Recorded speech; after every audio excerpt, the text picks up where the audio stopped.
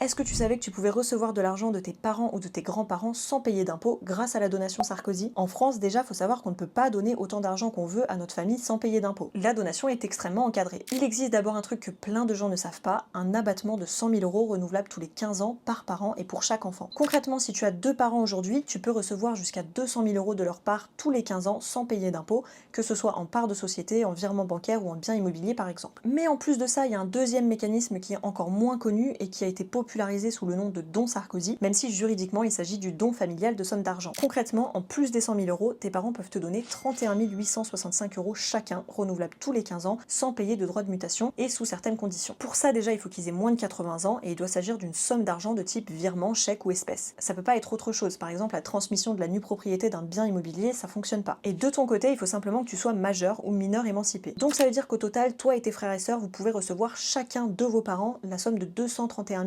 865 euros sans payer d'impôts et renouvelable tous les 15 ans. Et sache aussi que tes grands-parents peuvent te faire une donation Sarkozy tant que les conditions sont respectées. Dans tous les cas, la chose à faire, c'est de bien déclarer le don à l'administration fiscale dans le mois qui suit le versement des fonds, via le formulaire 2735 ou alors directement en ligne sur ton espace, sinon tu risques de perdre le bénéfice de l'exonération spécifique. Et surtout, si tu as des doutes ou des questions, je le répète souvent, mais pense à consulter un notaire. Et n'oublie pas de t'abonner.